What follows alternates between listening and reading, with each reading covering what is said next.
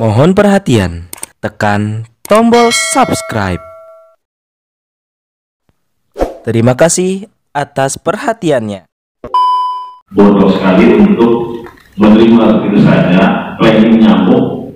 Walaupun Pak Jokowi agak kacau, wahai Presiden, hentikan proyek ini karena proyek ini tidak baik dengan Pancasila, tidak.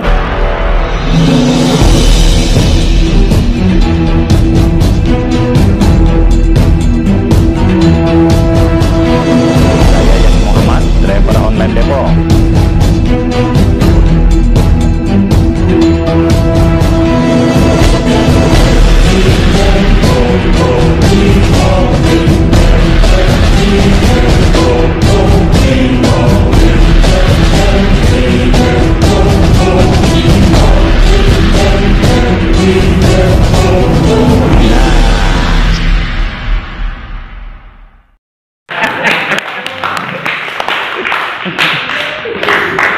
Tapi kalau hanya meningkatkan buku busuk seperti di Singapura, memang perlu dimarahi. Sebab yang sedang dilakukan itu politisi busuk, keluarga busuk, dan anak busuk.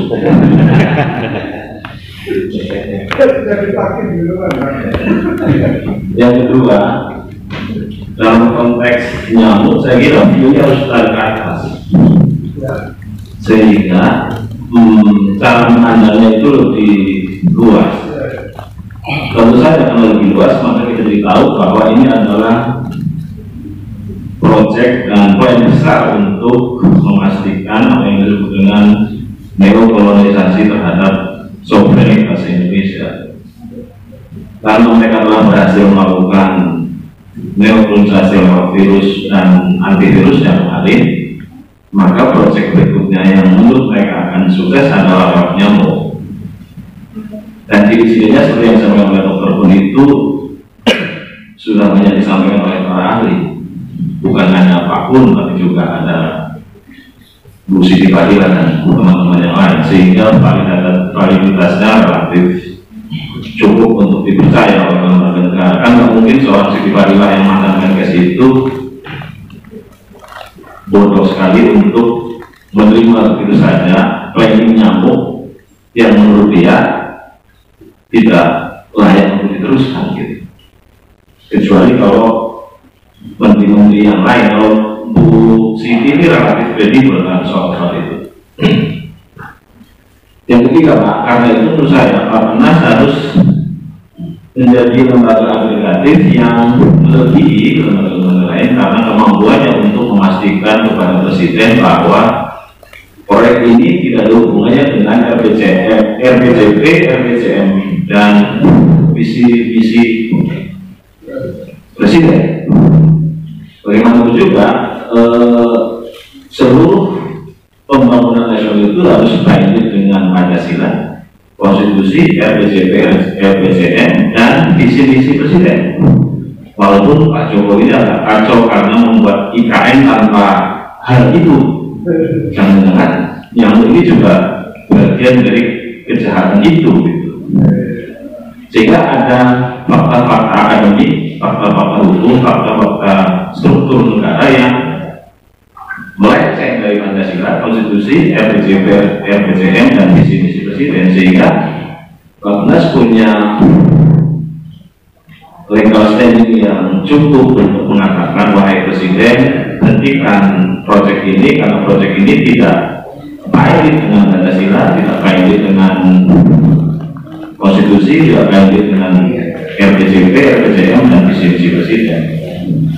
Kecuali proyek ini didiseminasikan secara lebih luas dengan mengundang seluruh pihak-pihak yang kompeten untuk mengatakan proyek ini benar atau tidak.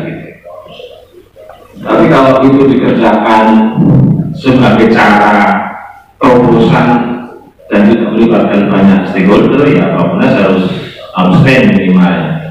Nah, syukur-syukur kongres kepada masyarakat bahwa ada hal yang fundamental yang disebut dengan studi-studi politik, bahwa kita dalam keadaan yang rancang.